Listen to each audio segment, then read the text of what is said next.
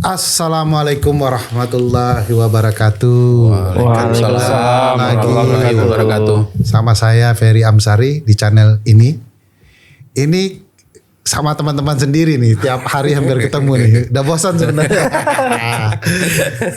Satu bersama Ibnu Samsu Hidayat. Halo Bang. Katanya kamu punya TikTok loh. Apa namanya? Namanya Paham Hukum. Paham Hukum. Tapi nggak 1000 Bang. Masih jauh ya. Masih jauh. Ya, lihat TikToknya Ibnu soal paham hukum, mudah-mudahan bisa memberikan saran masukan. Kalau Instagram pribadi no? Ibnu Samsu Bang. Sama. Nah, Agung nih yang sedang beken katanya. Ya 4.000 Bang. Alhamdulillah ya. Apa Allah TikTok kasih. Kak Agung? TikTok saya Dudi Agung Lawyer. Harus dikasih tahu ya saya lawyer. Oh iya, harus dikasih tahu karena harus di label dan di profiling. Dan alhamdulillah sebelum 2 bulan sudah 4.000 followernya. Walaupun teman-teman menuduh saya beli follower di Shopee katanya. Di Thailand sama Laos Bang. Memang bisa dibeli di Laos? Bisa di Shopee. Saya sendiri nggak tahu memang. Cuma saya dituduh Cuman sama nama-nama Laos aja semua ya. Laos, Vietnam sama Thailand. Itu organik itu. Organik. Kalau IG apa?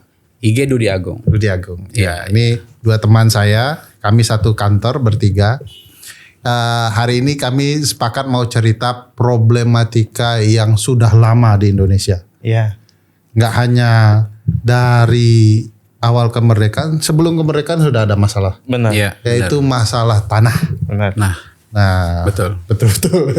Sampai sekarang bahkan masih masalahnya itu juga. Masalah tanah juga. Berputar-putar ya. Berputar-putar di situ. Apa sih problematika tanah dalam perspektif di kepala Mas Ibnu ya di Indonesia? Itu core-nya di mana dan biasanya terjadi gimana gitu? Saya itu melihat Bang, beberapa hari ini kan ramai soal VOC baru gitu ya. Dan kalau kita Belanda baru gitu. Bahkan lebih sadis gitu. Misalkan kita lihat di Undang-Undang Agraria kolonial Belanda ya. Agraria Wetboek gitu yang 1870. Itu pemberian konsesi terhadap perusahaan itu hanya 75 Bang, 75 tahun. Maksimal itu maksimal tuh. Atau bisa diperpanjang. Negara di Mars ada yang tahun. 190 tahun ya. Kemudian IKN Bang. Itu 190 tahun. Sudah Bang. dibilang negara di Mars dijemput. Kan nyata Bang. Iya. Artinya suatu hal yang di kolonial itu hanya segitu gitu ya. Sekarang itu lebih dari itu gitu. Artinya saya sangat prihatin gitu. Kemudian Undang-Undang Agraria Bang. HGU itu kan hanya 35 plus 25. Diperpanjang 25 tahun 35 diperpanjang 25. Kemudian HGB itu 30 tambah 25. Nah, ini melebihi Bang. Kedua, ada putusan MK Bang menariknya. Dulu diajukan oleh Walhi, oleh teman-teman koalisi soal pro agraria KPA juga. Itu putusan 2122 5 Romawi 2027. Itu mengatakan bahwa penanaman modal yang langsung 75 itu dihitung dengan penambahan langsung gitu ya, konsensi sekaligus, itu nggak boleh dinyatakan inkonstitusional oleh hakim MK, oleh MK. Nah, ini dilanggar Bang putusan ini. Jadi yang konstitusional apa di versi MK? Ya harus ada Yati. penambahan. Yanti. Oh, ini PWK ya? Jadi nggak bisa langsung diberikan konsesi, hitung-hitungannya langsung 75 gitu perundungan. Bertahap. Gitu. Tapi bertahap. Bisa dievaluasi. Oh, ini kiranya bagaimana gitu. Sudah jalankan hak masyarakat. Nah, benar. Jadi masyarakat adat di sana Bang, di Konoha itu. Wah, itu akan 190 tahun merasakan itu Bang, lebih dari kolonial itu VOC itu loh. Nah, ini Ibnu nuduh-nuduh nih. VOC baru, Belanda baru. Tapi itu memang luar biasa ya. Kalau sampai 190 tahun itu. Ibaratnya kalau sekarang bapaknya yang punya perusahaan itu umurnya sekitar 40 atau 35 lah ya, kayak sesuai usia wakil presiden lah. Misalnya ya baru buat perusahaan ya. Nyinggung kemana-mana. Terus kalau sempat 190 tahun itu mungkin bisa jadi cucu cicitnya ya. Menikmati konsesi tanah tadi gitu. Kan sangat luar biasa sekali seperti itu. Jadi kita beli tanah. Belinya sekarang di bank tanah. Di bank tanah. Di bank tanah. Bank tanah itu gimana ceritanya? bank kok jual tanah gitu ya. Saya ingat pesan guru saya dulu di Fakultas Hukum Universitas Andalas. Wah, Pak Ilhamdi dong. Guru kita yang sama, Pak Ilhamdi. Indonesia itu kan punya penyakit penyelesaian masalah itu kan selalu dengan institusi ya. Selalu menerbitkan institusi baru. Bayangkan kita itu ada Kementerian ATR BPN yang subnya itu sampai ke bawah ya, ke daerah provinsi dan kabupaten kota. Lalu tahun 2018 kita ada tim reforma agraria. Di 2021 karena Undang-Undang Cipta Kerja terbentuklah yang namanya Bank Tanah. Lahirlah PP Bank Tanah itu ya. Lahirlah PP Bank Tanah ini. Yang secara badannya itu udah aneh. Secara bentuk undang-undangnya kan sudah aneh ya. Ya. Ini ditambah aneh lagi dengan yang diciptakan dari keanehan tersebut lagi gitu. Kenapa itu Pak Agung? Badan usaha berbentuk badan hukum. Ya, silakan ya orang ternyata menjelaskan. Saya mulai ketakutan sebagai orang TNI. Apa itu maksudnya? Ada penyertaan modal, Bang. Oke. Ada penyertaan modal kalau nggak salah. Negara memberikan modal untuk berdirinya Bank Tanah ini 2,5 triliun. Untuk Bank Tanah. Tapi tidak dalam bentuk saham. Dalam bentuk apa? Cash. Boleh cash, boleh dalam aset, bangunan, gedung dan segala macam berdiri. Dengan begitu, kalau tidak dinyatakan dalam bentuk saham, maka apa kembali keuntungannya sama negara?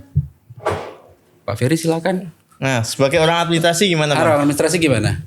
Itu perlu kita diskusikan. PP nomor 64 tahun 2021. VOC baru ini kayaknya baik sama pengusaha. Iya, kayak mau ngasih. Kita terkejut loh baca itu. Dan dia diberikan kewenangan hak pengelolaan loh. Itu hak pengelolaan itu hanya hak untuk menguasai yang seperti mirip yang dipunyai oleh negara. Dia punya hak pengelolaan. Tolong bahasa Inggris kan ke saya ini mulai udah berat kepala saya ini. Nah, ketiga Pak, ini 1, 2, 3. Saya 4 Bang. Masalah keempat. Reforma agraria palsu. Reforma agraria palsu. Yang dalam hal mulai beberapa tahun ini kan kita melakukan reforma agraria melalui PTSL. Iya kan benar. Sebenarnya PTSL itu apa Jelaskan ke pendaftaran tanah sistematis lengkap. Jadi setiap orang yang belum dapat sertifikat diberikan sertifikat. Itu dimaknai sebagai reforma agraria. Ngasih sertifikat ngasih sertifikat itu. Itu kan sebenarnya hanya kepastian administrasi saja, Bang. Kalau misalkan mau mengakomodir ini, Bang, undang-undang agraria, Bank Tanah itu fungsinya itu seharusnya membagi-bagi reforma agraria namanya. Tanah-tanah yang udah HGU-nya habis, XHGU, habis, PTPN, seperti itu. Itu dibagikan ke warga semua tuh. Dikembalikan kepada pemilik hak lah. Nah, misalkan gitu. Itu kan fungsi untuk reforma agraria dulu gitu konsepnya. Harusnya seperti itu. Tapi kalau kita lihat di PP-nya tersebut, yang untuk masyarakatnya itu malah ternyata masyarakatnya itu hanya dapat bagian ketika ketika ada rumah yang bersubsidi tersebut setelah 10 tahun dimiliki dengan HGB, baru bisa menjadi hak milik. Benar. Selebihnya lebih banyak tujuan dari Bank Tanah itu untuk kemanfaatan investasi. Kebanyakan gitu, kebanyakan investasi. Bukan kemanfaatan bagi publik. Kalau kita baca PP-nya begitu. Menurut kami gitu, Bang. Itu yang menjadi masalah keempat nih. Itu masalah ya. Masalah kelima nanti perintilan kecil-kecil yang ada di bawah ini kan. Ya, sebenarnya masalah kecil yang di masyarakat, konflik antar apa? Tapi jangan diperbanyak masalahnya. Ini masalah yang tadi belum selesai. PTSL 1 sama pola Bank Tanah yang investasinya tidak dalam bentuk saham. Iya. Ini kira-kira apa yang terjadi kalau ini berlangsung?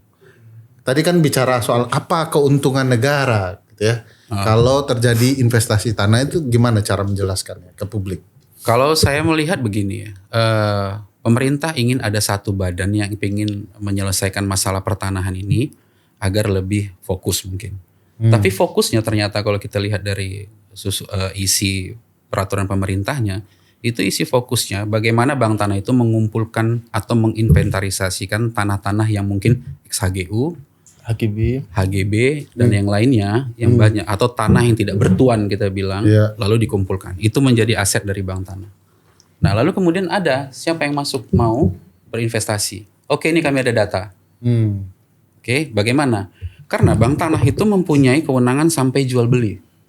Oh. sewa dan kerjasama. Nah, jadi ini super power bank tanah kalau saya melihatnya. Itu kan kayak ngumpulin tengkulak tanah dalam satu Saya nggak bilang tengkulak tanah. Saya jangan mancing-mancing kita, jangan mancing-mancing kita. Tadi sudah sebut. Nah itu apa jangan namanya kalau mancing-mancing. bukan tengkulak tanah? No. Perantara bang. Baik sekali. Demi investasi Iya. kan gitu kan. Ah. Nah itu persoalan besar bang, makro yang perlu harus diselesaikan. Nah dampaknya ya kecil-kecil ke daerah itu. Misalkan PTSL konfliknya ya antar tetangga gitu misalkan. Kan Karena tiba-tiba berebut muncul tanah. ya, tiba-tiba muncul, oh saya nggak jual. Kemudian tiba-tiba langsung, oh ini sertifikat gitu-gitu bang. Ya. Tapi kan persoalan besarnya sebenarnya Itu kan memindahkan masalah yang sudah lama ke benar. Ya, masalah tempat baru kan. bisa diselesaikan oleh Kementerian ATR BPN. Ngapain harus dibentuk? Dan sudah ada tim reforma agraria, ngapain lagi bank tanah seperti itu. Dan di bank tanah ini kan sendiri juga ada komite. Komite itu terdiri dari Kementerian ATR BPN, Kementerian Keuangan dan PUPR dan ada menteri lainnya lah yang ditunjuk oleh presiden Membuat ya. lembaga di dalam lembaga. Yes, benar. Memperumit urusan tambah rumit. Gitu. Iya, Benar. tapi menurut pembuat aturan itu mempermudah. Mempermudah siapanya yang harus kita. Siapanya Pak Agung? Mungkin Mas Ibnu bisa jawab. Ada, bang. Kedua bang, kalau ingat Bang Ferry, ada satu klien yang datang ke Temis beberapa tahun lalu gitu ya. Temis itu kantor hukum kami ya. Kantor hukum kami. Nah kemudian dia bercerita bahwa dia beli tanah ke penggarap gitu kan bang. Nah kemudian garapannya itu tanah seluas itu misal di Caringin Bogor itu bekas HGU-nya Presiden Harto dulu gitu ceritanya. Gitu. Presiden siapa? Soeharto. Oh, Soeharto. Oh, ya. Nah kemudian setelah itu dia jual beli, tapi jual belinya dalam hal garapan gitu ya. Padahal harusnya garapan yang nggak bisa dijual belikan gitu. Iya. Tapi kan realitas di masyarakat gitu. Ternyata HGU yang sudah sangat sudah lama nggak diperpanjang, ya. itu juga menjadi konflik juga dan kemudian mudah dicaplok oleh orang-orang yang punya uang gitu. Jadi HGU yang masih panjang tiba-tiba ada investor datang langsung tuh, padahal di dalamnya sudah banyak penggarap masyarakat kecil ini. Jadi HGU yang banyak di suatu wilayah diambil dibeli mereka semua. Benar ya. Lalu mereka mengelola menjadi perkebunan Bahkan besar. di dalamnya itu ada private jet. Jadi saya ketika datang ke Caringin ada private jet di dalam HGU. Serius no? Serius. Terus ada apa? Ada rumah, landingnya. Ada landingnya gitu. Nah, itu untuk pacuan kuda. Oh dijadikan landing Dijadian, pesawat. jadi ada Private satu jet. tempat gitu untuk pacuan kuda dan lain-lain. Padahal di sampingnya itu tanah-tanah masih bersengketa gitu. Yeah. Nah ini udah tanah yang berkepastian hukum, udah dapat sertifikat. Nah yang menjadi pertanyaan kami saat itu, bagaimana mungkin ini tanah satu komplek yang HGU-nya sama, ini udah bisa dilepas, ini kok enggak gitu. Padahal berdekatan Nah berdampingan. benar, padahal satu. HGU-nya dipecah kali. Nah itu kan kalau dipecahkan harusnya ini yang akan memecah juga bisa bang. Warga Oke. kecil yang akan memecah ke BPN Bogor juga harusnya bisa dong. Kalau logikanya loh ya. Ini nggak bisa nih. Kok kompleks sekali masalah Masalah pertanahan. tanah nih. Masalah komplek tanah dari banget, dulu Bang. memang kan konflik agraria Lebih itu kan. susah daripada orang kawin ya. Jadi problematika pertanahan apa lagi yang sudah pernah ditangani dan itu aneh lah begitu ya. Pak, klien di Oh Temis iya, ya ada kalau ya. klien kami bang yang kemarin kami mendampingi di tingkat pertama, pertama itu Pengadilan Jakarta Selatan dan kemudian sampai proses banding baru putusan kemarin. Itu perkara ini bang, perkara klien yang kami dampingi itu sudah sejak 2001 bang. Dan kemudian baru sampai Temis itu 2021. Artinya dia udah berapa tahun tuh? 2001 sampai 2021. 21 tahun ya. 21 tahun nggak menemukan solusinya, keadilannya. Kemudian baru menggugat ke PN Jakarta Selatan itu 2022. Dan kemudian baru kemarin di tingkat pertama kami menang karena nyatanya klien kami udah membeli gitu ya. Ini niatnya untuk pensiunan gitu. Dia ingin hidup setelah pensiun itu punya tanah gitu. Kiranya jadi masalah. Ternyata menjadi masalah. Tapi 21 tahun itu belum seberapa no. Ada kasus tanah di Padang. Ya. Sengketa itu dimulai tahun 1803. Oh, Sampai sekarang. Dan perkara itu belum selesai hingga 2020 dan sekitar 2021 diputuskan oleh Mahkamah Agung. Masya Allah. 1803 itu ketika Marbury versus Madison membuat konsep judicial review. Dan sudah ada perkara ratusan tahun dong. Iya benar. Nah jadi problematika itu banyak ya. Problem di masyarakat ya Bang. Sepertinya di Sumbar sama di Betawi ini hampir-hampir mirip nih. Mirip ya. Mungkin ya. Karakternya sama. Karakternya hampir mirip. Jadi kabarnya kan orang Betawi dulu kan tanahnya nyaknya atau siapanya gitu kan. Tanahnya luas-luas gitu ya. Kemudian sama anaknya itu dijual dikit gitu. Nah setelah habis dia bingung mau kemana nih gitu kan. Nah akhirnya menempati yang terakhir aja gitu. Lahannya yang terakhir itu. Padahal tanah itu udah dijual sama dia. Sudah dijual tapi masih merasa memiliki. Masih memiliki. Tapi kan pernah ditangani juga ada kasus yang unik juga soal tanah. Ya. Tiba-tiba tanah luas tempat golf itu dicaplok aja oleh aparat dipasang ini tanah milik bla bla bla bla bla.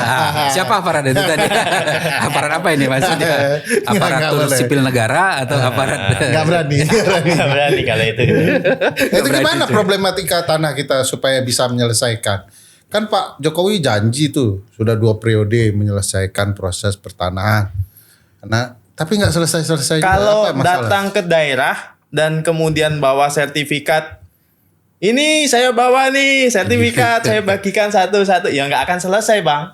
Karena sorry siapa yang datang ke daerah bagi-bagi ini kasih satu siapa presiden kita kan. Presiden kita kan sekarang 2, Pak Jokowi Kan atau terpilih Bang. yang mana Yang sudah dilantik ya. Dan kemudian bagi-bagi atau tebak-tebakan ikan apa yang ini Bang. kasih sertifikat. Kan bagi sertifikat gitu. Yang nggak selesai Bang, karena itu urusannya hanya urusan administrasi. Bagian pengukuran di BPN di tingkat kabupaten kota ya, datang ke petanya, dilihat kanan kirinya, siapa kanan kirinya, ditulis, udah selesai sertifikatnya. Karena hanya urusan administrasi. Kalau misalkan mau menyelesaikan urusan reforma agraria, ya berapa banyak orang yang nggak punya tanah, misalkan petani-petani yang penggarap-penggarap yang sebenarnya udah puluhan tahun, bahkan udah 75 tahun, 100 tahun menggarap bekas-bekas perhutani, bekas PTPN, tapi nggak diberikan akses dia gitu kan? Kalian berdua kayaknya sosialis. Nggak, ini memang reforma agraria yang gitu. hendak diwujudkan secara konsep konstitusional kita. Iya benar. Bayangkan di Sumatera Utara itu ada kasus ya, dia beli tanah dari masyarakat, memang penggarap di situ ya, tapi dia beli kan begitu, ada sekian hektar dia beli. Ternyata ketika mau dinaikkan jadi hak milik, itu tidak bisa karena ternyata itu adalah ex HGU. Jadi masalah kita itu sebenarnya inventarisasi pertanahan itu buruk, administrasi kita penyimpanan data itu buruk memang di Indonesia. Salah Kementerian ATR BPN dong.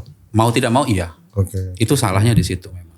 Jadi ketika itu ditingkatkan jadi masalah ex HGU, nah masalahnya ketika mau dinaikkan tidak bisa karena apa?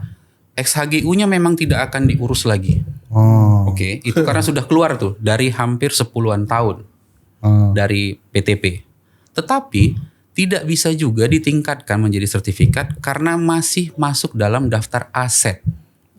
Gitu. Hanya masalah-masalah yang seperti itu gitu. Jadi kan solusinya sebenarnya bisa kelihatan ya. Gampang sebenarnya solusinya ya hapus saja dari asetnya begitu kalau memang mau dan niat ya. Tapi ada juga peristiwa di BPN juga itu. Ini yang berhadapan dengan teman saya yang pakar HTN dan paham administrasi negara. Oke. Di dalamnya kan pertanahan. Dia jago nih memang pakarnya. Saya nggak usah sebut kalau kita pasti tahu orang.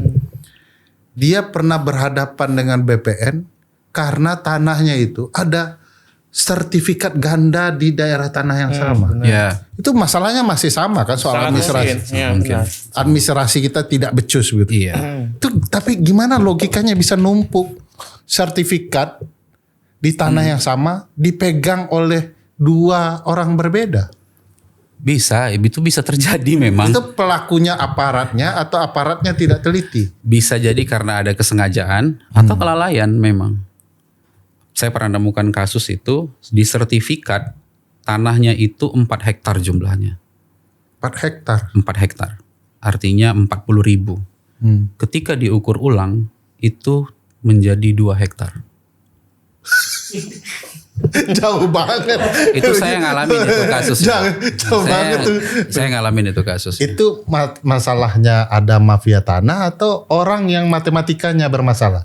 Saya nggak tahu sampai 2 hektar hilang tanahnya. Seperti itu. Jadi ketika di plotting ya istilahnya, di plotting itu diukur ulang, ternyata hanya 2 hektar.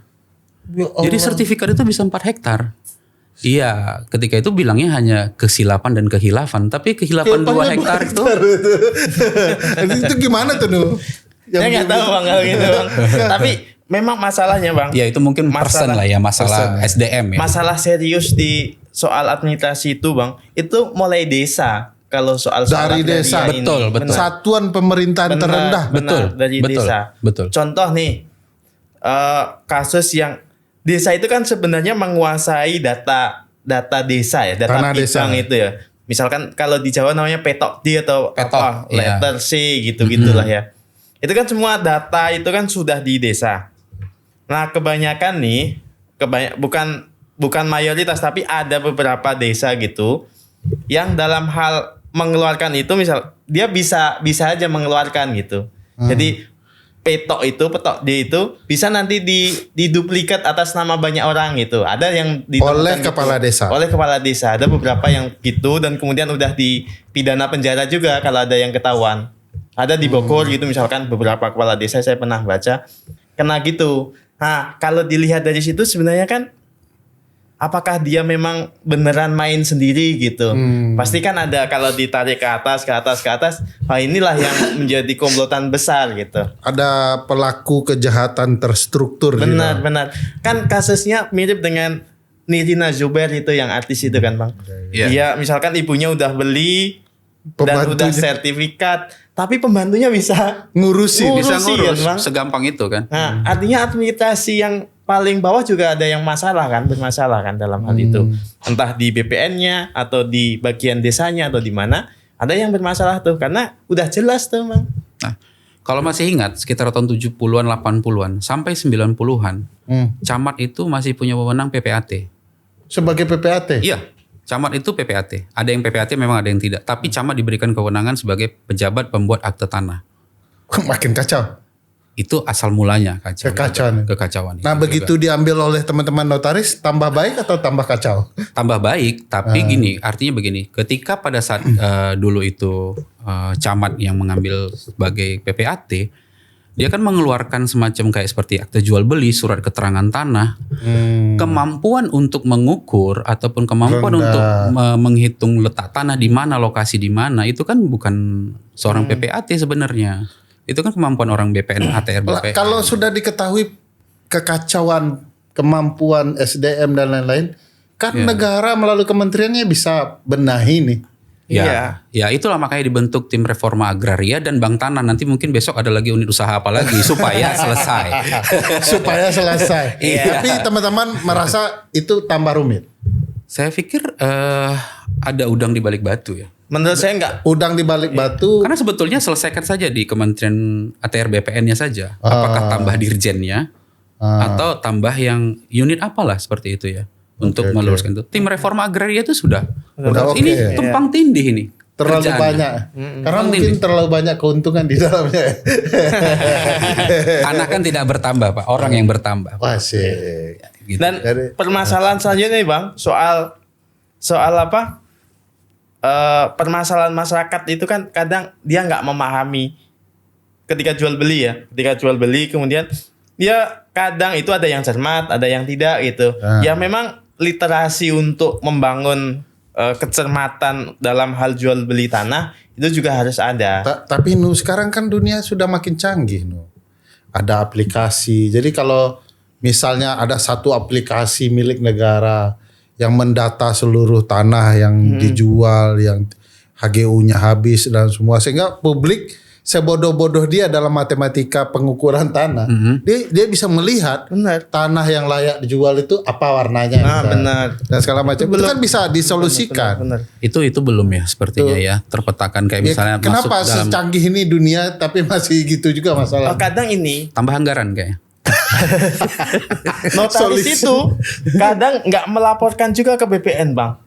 Karena ketika sudah AJB itu kan ada kewajiban dari notaris untuk menyampaikan ke BPN. Dan BPN yang akan mencatat tuh bahwa tanah bidang ini udah dijual belikan gitu, misalkan. Nah, kebanyakan juga praktiknya di lapangan tuh notaris juga hanya berhenti di notaris saja, nggak sampai pada BPN. Tidak ada tanggung jawab hukumnya. Kalau ada tanggung jawab hukumnya, tapi kan konsekuensi hukumnya ada konsekuensi hukumnya yang tidak ada. Nggak ada ya. Sehingga orang malah. Benar. Iya. Tapi kan kalau balik ke teknologi itu, kalau ternyata si notaris harus lapor kan agak jauh dibikinkan tuh. Misalkan. Dibikinkan sehingga dia mudah melaporkan. Benar. Kan bisa. Bisa saja. Jadi ini kayak nggak ada niat untuk memperbaiki kondisinya seperti ini. Jadi satuan pemerintah yang terkecil desa tadi itu seharusnya sudah nggak bisa lagi memberikan keterangan apapun terhadap tanah. Kalaupun hanya dia bisa bahwa dia mengetahui memang ini menduduki di situlah atau pernah dudukan di situ, tapi itu sebagai legalitas hak milik. Jangan, karena nggak punya kemampuan dan kapabilitas untuk melakukan pemetaan bidang. Mereka hanya pemberi keterangan. Pemberi keterangan saja. Oke. Itu sih sebetulnya gitu. Wah, kalau gitu rumit juga ya kasus-kasus pertanahan yang teman-teman tangani ya. Ke depan apa sih strategi yang paling jitu ya untuk menolong banyak orang soal pertanahan ini? Strateginya satu, Bang. Kebanyakan kan kalau konflik tanah itu selain masyarakat berhadapan dengan dengan negara gitu ya. Karena misalkan nih tanah saya udah bersertifikat tapi tiba-tiba udah PSN kan nggak bisa nolak, Bang. Artinya disertifikatkan atau tidak suatu hal yang sama saja gitu. Contohnya loh. Ini satu nih masalah. PSN PIK 2 misalnya. Iya.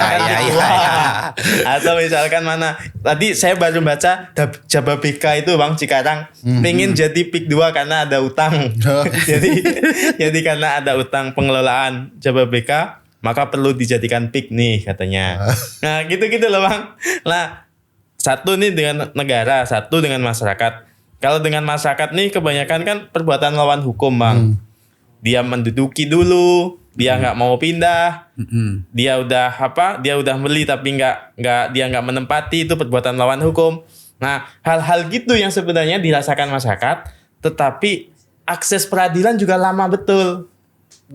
Sama kan, kayak tahun 1803. Iya benar. Itu berapa lama kira-kira kekacauan itu mereka ngurus? Contoh nih, di pengadilan. Didaftarkan bulan Februari 2023.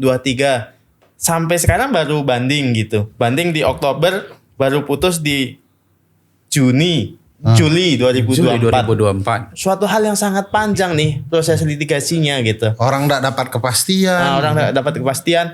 Nah, sebenarnya di BPN itu ada proses mediasi atau kayak konsep untuk nggak masuk ke peradilan gitu, non litigasi.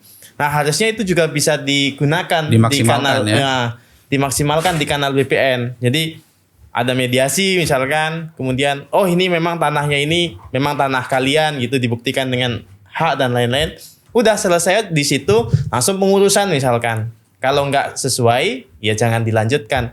Kan sebenarnya bisa, Bang, yang cara-cara cepat gitu. Cepat yang memudahkan. Benar, kayak BANI gitu misalkan, badan arbitrase gitu, cepat kan. Tapi kadang-kadang badan-badan mediasi itu malah menambah problematika baru. Itu realitasnya seperti itu. Seperti itu sih sebetulnya. Nah, sekarang kan gini, saya misalnya punya masalah tanah. Iya. Nah, gimana kemudian orang bisa dapat kepahaman solusinya? Itu kan sekarang teman-teman nih rajin TikTok nih, jadi lawyer publik di TikTok gitu ya. Itu kalau lawyer TikTok kita. Iya kan, iya, sudah harus modern kan. Harus modern. Nah, kalau misalnya saya tanya, Wah Agung, lawyer Batak gitu ya. Mas Ibnu, lawyer Jawa. Mas Jawa nih gitu. Mas Jawa. Saya dijelaskan nggak secara gambaran umum, karena kalau detail nggak mustahil ya. Mustahil kalau kita Kalau gambaran umum orang bisa mengerti nggak kemana mereka bisa memperjuangkan nasib mereka? bisa, saya rasa bisa untuk dijelaskan lah ya kemana mereka harus memperjuangkan tersebut. Tapi yang jelas memang yang paling penting adalah alas hak itu sendiri. Dia dapatkan itu yang harus clear dulu dia punya gitu.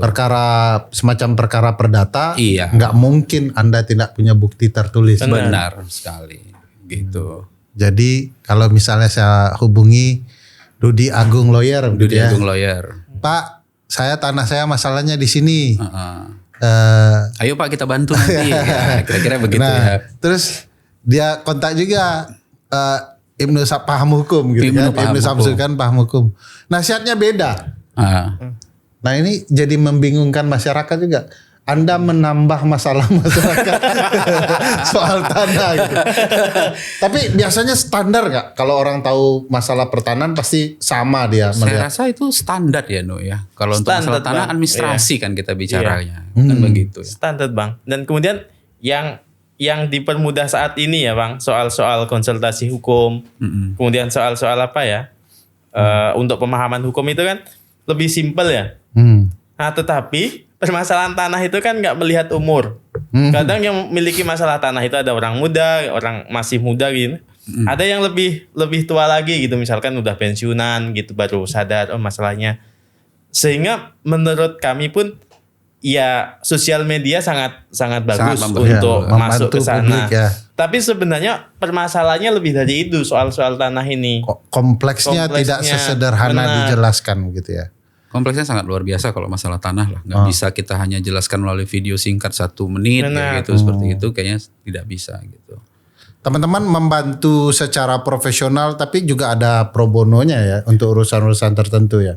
Kewajiban sebagai advokat pasti ada pro bononya. Kalau rakyat dia tidak punya uang susah, kalian akan bantu pro bono ya. Insya Allah dibantu. Kalau yang kaya tapi pura-pura pro bono gimana? Kalau 1 hektar tanah yang dia punya kan nggak mungkin kita pro bono ya, kira-kira nggak mungkin dia susah ya, kita gitu ya.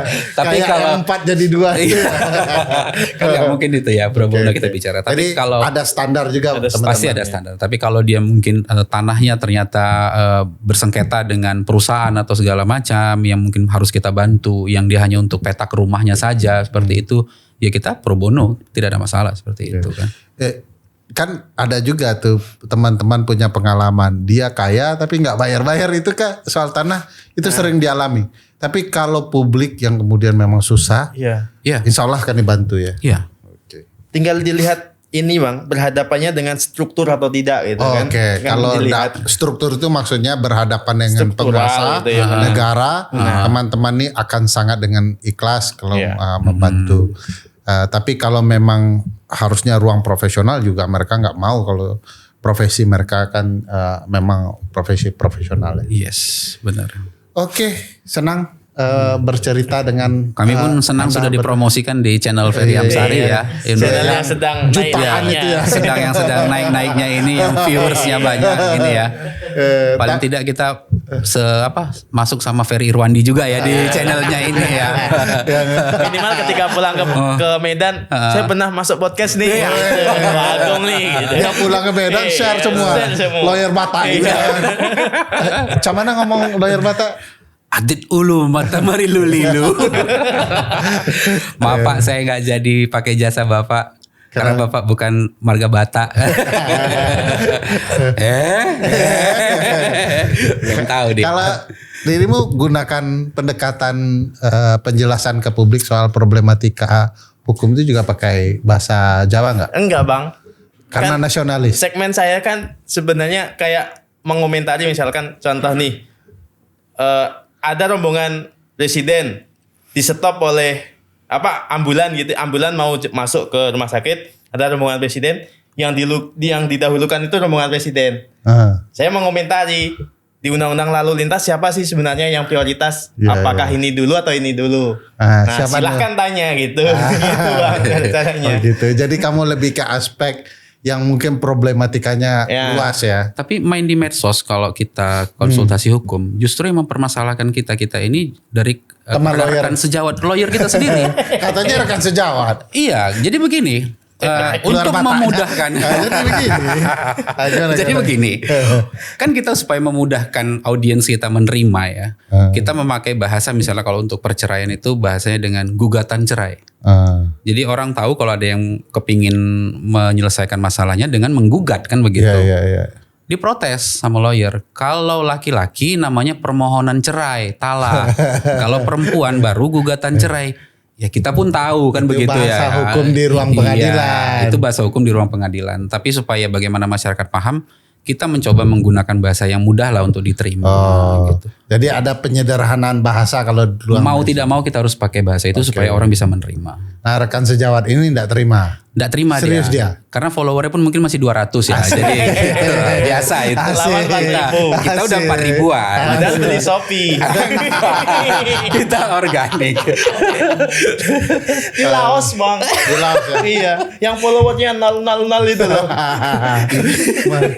Itu untuk meningkatkan Iya. harga lawyer.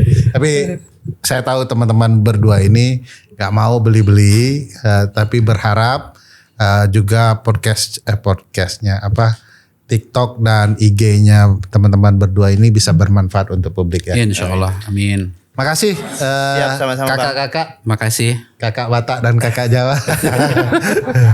Saya kakak tua undur diri dulu. Assalamualaikum warahmatullahi wabarakatuh. Waalaikumsalam warahmatullahi wabarakatuh.